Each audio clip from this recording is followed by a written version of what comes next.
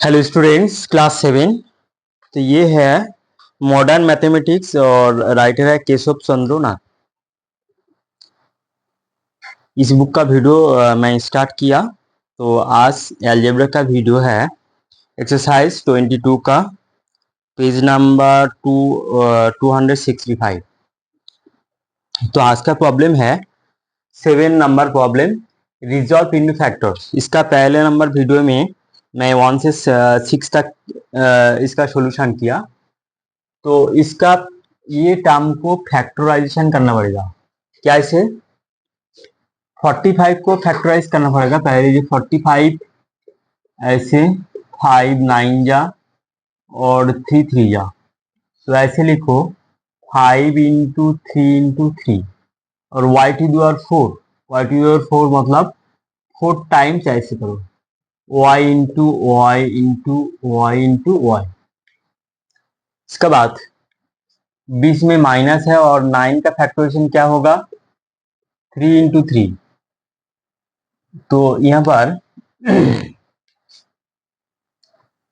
लिखना पड़ेगा 3 into 3 into x, y to the 3 मतलब 3 टाइम्स वाई मल्टीप्लाई। यहाँ पर इसके बाद क्या करना पड़ेगा,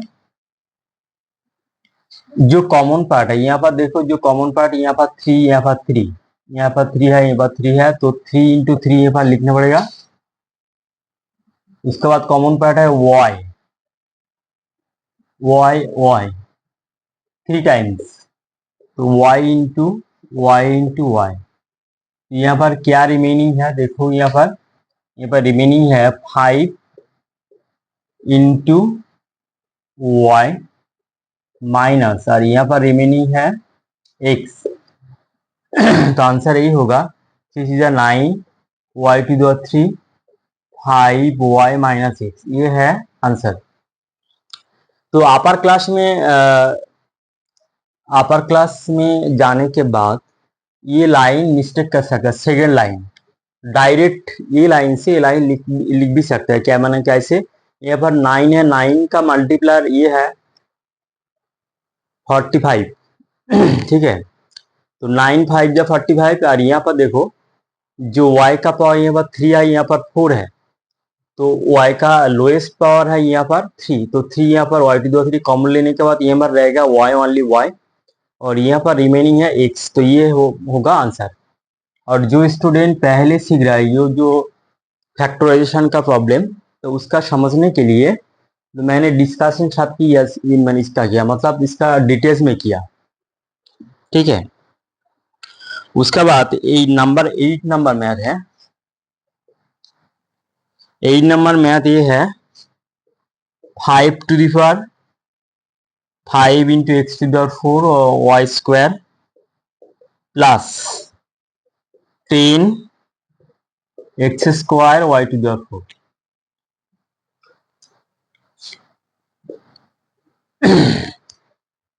तो ये 7 वाला जो मैथ है मैं बंगाली में एक्सप्लेन करता हूँ। जो बंगाली मीडियम का स्टूडेंट है उसका समझने के लिए, वो तो हिंदी बात नहीं समझ सकता है, इसलिए बंगाली में मैं डिस्कस कर रहा हूँ इसका। প্রথমে এই যে টার্মটা আছে অ্যালজেব্রিক এক্সপ্রেশন, এটাকে 45 কে ফ্যাক্টরাইজেশন করে আমি এই তিনটে সংখ্যা লিখলাম। তারপর y two the power 4 K factorise করে এই চারটে টার্মে আমি মাল্টিপ্লাই ফর্মে লিখলাম, অর্থাৎ গুণ আকারে লিখলাম।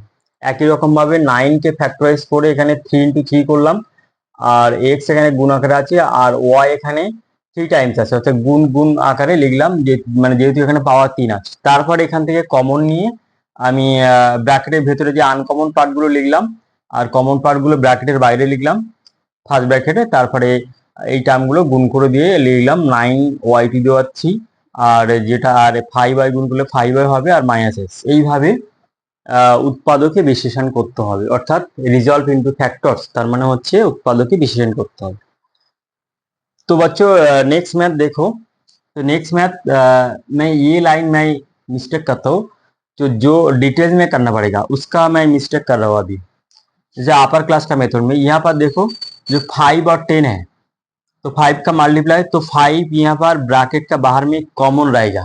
उसके बाद एक्स का पावर 4 है और एक्स का पावर 2 है, तो इसका लोएस्ट पावर 2 है, तो वही है, दोनों का बीच में कॉमन पार्ट है, तो एक्स स्क्वायर यहाँ पर कॉमन पार्ट है, ठीक है।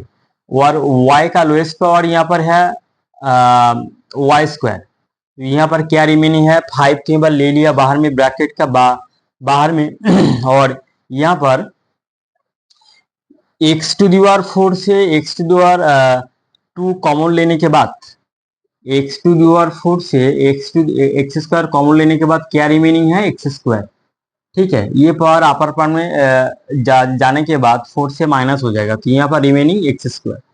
वार के रिमेनिंग है वाई स्क्वायर, तो है नहीं, यहाँ पर वाई स्क्वायर कॉमन ले लिया, तो बीच में प्लस है, तो उसके बाद 5 टू जा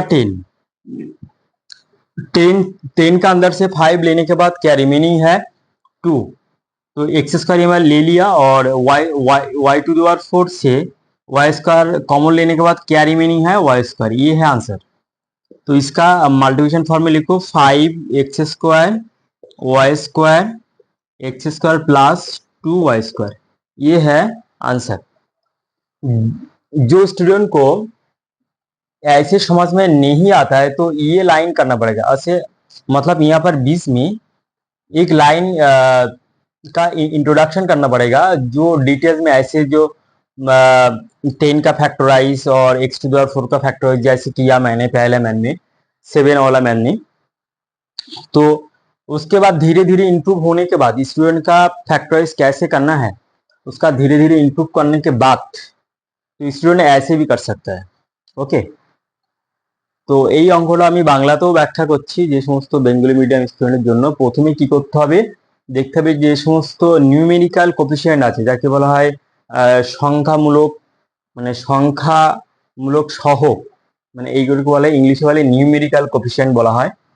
5 আর 10 এর মধ্যে কমন আছে 5, আর এক্স টু দি পাওয়ার 4 আর এক্স স্কোয়ার মধ্যে কমন আছে এক্স স্কোয়ার, আর ওয়াই স্কোয়ার আর ওয়াই টু দি পাওয়ার 4 মধ্যে কমন আছে ওয়াই স্কোয়ার। তাহলে এখানে কি রিমেইনিং কি আছে, অর্থাৎ এখানে কি পড়ে আছে এক্স স্কোয়ার, মাঝখানে প্লাস, আর এখানে কি পড়ে আছে, এখানে 5 x square y square common নেওয়ার পরে এখানে পড়ে আছে এটা, তারপরে এই তিনটে রাশিকে গুণ করে দিলাম আর বাকি যেটা আছে এটা। इसके बाद 9 नंबर मैथ है, 9 नंबर का मैथ ये है -p⁻³ minus p y cube plus p y, ये है 9 नंबर मैथ। तो इसका कैसे करना है, तो देखना पड़ेगा जो इसका 3 टर्म है, ये है एक एल्जेब्रिक एक्सप्रेशन, इसका अंदर 3 टर्म है, तो 3 टर्म को पहले कॉमन लेना पड़ेगा। तो पहले यहाँ पर p यहाँ पर कॉमन है 3 टर्म का अंदर, पहले यहाँ पर दोनों टर्म था, तो इसका बाद नया मैथ आया तो इसका अंदर 3 टर्म है, तो देखना पड़ेगा p का लोएस्ट पावर क्या है, यहाँ पर p टू दी पावर 3 है, यहाँ पर p है, लास्ट टर्म के अंदर p है, तो लोएस्ट टर्म है p। अच्छा, उसके बाद देखना पड़ेगा जो y भी कॉमन है यहाँ पर, तो y का लोएस्ट टर्म क्या है y, only y to the power 1 मतलब y, पी वाई कॉमन है और कुछ नहीं है, तो यहाँ पर लिखना पड़ेगा पी आई कॉमन लेने के बाद इसका बीच में क्या रहेगा -p², और इसका अंदर क्या रहेगा y², और इसके अंदर +1। तो माइनस के पहले लिखने के बाद ये भी आंसर हो सकता है, लेकिन और अच्छा तरीके से ऐसे लिखना पड़ेगा, प्लस को इसका पहले लेके आओ, तो 1 p², तो अच्छा माना लगेगा जो टर्म को, जो लास्ट फिनिशिंग एल्जेब्रिक टर्म को फर्स्ट में मैंने प्लस में लिखा, इसीलिए अच्छा लगेगा, ठीक है। तो ये है मैथ। तो 3 लाइन का बाद 3 लाइन लिखने के बाद इसका आंसर मिल गया। তো এই ম্যাথটা আমি বেঙ্গলিতে ব্যাখ্যা করছি। প্রথমে এখানে দেখতে হবে যে 3টে পার্টের মধ্যে কমন যে রাশিমালাটা সেটাকে লিখতে হবে। তা দেখলাম পি এর সবথেকে পি এর পাওয়ার এখানে কম আছে, পি টু দি পাওয়ার 1, মানে কিছু নেই, মানে 1 আছে, তাহলে পিটা কমন নিলাম। তারপরে এখানে ওয়াইটা কমন আছে, ওয়াই এর লোয়েস্ট পাওয়ার হচ্ছে ওয়াই টু দি পাওয়ার 1, তাহলে এখানে ওয়াইটা কমন নিলাম, এখানে কিছু নেই মানে পাওয়ারে কিছু না থাকলে আমরা বলবো 1 আছে, তাই পি ওয়াইটা কমন নিলাম। তারপরে ব্র্যাকেটের ভেতরে পড়ে থাকে -p² -y² +y 1, এবার +1টাকে সামনে লিখলাম। এবার এই ব্র্যাকেটের ভেতরে যে টার্মটা আছে কোনো মানে কোনো কমন পার্ট নেই, আনকমন পার্ট। তাহলে এবার এটাকে মাল্টিপ্লাই ফর্মে লিখলাম, তাহলে এটা হলো आंसर। तो नेक्स्ट जो मैथ है नंबर 10 मैथ है 11 x cube y cube plus 44 x square y plus 99 x.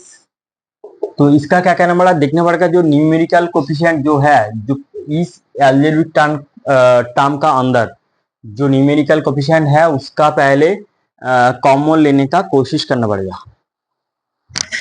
तो कॉमन लेने के बाद उसका बाद जो वेरिएबल पार्ट है उसका कॉमन लेने का कोशिश करना होगा। तो यहाँ पर तो 11 का मल्टीप्लायर है, तो 11 कॉमन पार्ट है और इसका बीच में एक्स कॉमन पार्ट है। एक्स का पावर यहाँ पर 2 है, यहाँ पर 3 है, यहाँ पर 1 है, तो एक्स का पावर जो 1 है तो उसका कॉमन पार्ट है, तो लोएस्ट पावर। और वाई यहाँ पर 3 टर्म का अंदर नहीं है, तो ये है कॉमन पार्ट। उसके बाद यहाँ पर रिमेनिंग क्या है, तो एक्स कॉमन लेने के बाद यहाँ पर रहेगा एक्स स्क्वायर, यहाँ पर वाई क्यू प्लस यहाँ पर 4 रहेगा और यहाँ पर तो एक्स कॉमन ले लिया तो यहाँ पर 4 रहेगा, तो एक्स रहेगा और वाई तो कॉमन नहीं है, तो एक्स वाई प्लस तो 11 9 जा तो 9, बस यही आंसर। तो आंसर होगा 11 x into x square y cube plus 4 x y plus 9, ये है आंसर। তো এই ম্যাথটা আবার আমি বেঙ্গলিতে ব্যাখ্যা করছি। যে প্রথমে কি করতে হবে, আমাদের যে সংখ্যামূলক সহগ আছে সেটাকে দেখতে হবে কমন পার্ট কি আছে। দেখলাম যে প্রত্যেকটা 11 কোটের নাম তার মধ্যবর্তী, তো 11টা কমন আছে। তারপর দেখলাম তিনটের মধ্যে এক্স কমন আছে, এক্স এর পাওয়ার সব থেকে হচ্ছে লোয়েস্ট পাওয়ার 1, এক্স এর মাথায় কিছু নেই মানে 1 আছে, তাহলে এক্সটা কমন নিলাম, বাকি ওয়াই পার্টটা কমন নেই। তাহলে এখানে 11 এক্সটা এই রাশিমালা থেকে কমন নিলে তাহলে এই রাশিমালা পড়ে থাকে। যদি তোমরা যদি না গেস করতে পারো তারপরে এইভাবে ভাবতে পারো যে 11 এক্স কিউ ওয়াই কিউ কে 11 এক্স দিয়ে ভাগ করতে পারো, এইভাবে 11 কাটা এক্স, এখানে এক্স স্কোয়ার থাকবে, তাহলে এই পার্টটা এখানে লিখে দাও x square y cube plus একই রকম ভাবে এই টার্মকে 11 এক্স দিয়ে ভাগ করো, ভাগ করলে এটা পড়ে থাকবে একই রকম ভাবে ভাগ করে, একই রকম ভাবে 99 এক্স কে 11 এক্স দিয়ে ভাগ করে 9 পড়ে থাকবে, ব্যাস এই টার্মটা পেয়ে গেলাম।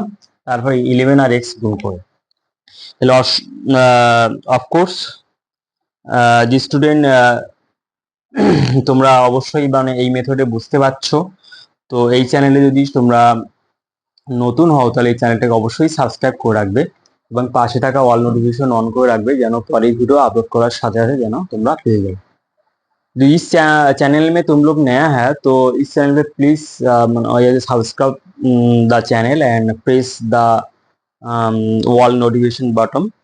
तो नेक्स्ट वीडियो अपलोड करने के बाद तुम्हारा नोटिफिकेशन मिल जाएगा। ओके, तो नंबर 10 का ये प्रॉब्लम है, इसका बाद 11 का प्रॉब्लम। देखो 11 का जो अलजेब्रिक एक्सप्रेशन है वो टर्म ज़्यादा है, तो ठीक है मैं 11 का वीडियो मैं नेक्स्ट वीडियो में मैं करता हूँ। तो आज का नंबर 2 का वीडियो यहीं तक। तो इसका बाद नंबर 3 का वीडियो पाने के लिए इस चैनल को सब्सक्राइब करना पड़ेगा। उसके बाद जो पास में जो वॉल नोटिफिकेशन प्रेस बेल है उसका प्रेस करना पड़ेगा। ओके, तो नेक्स्ट वीडियो में मैं 11 का मैथ से मैं स्टार्ट कर रहा हूँ। ओके।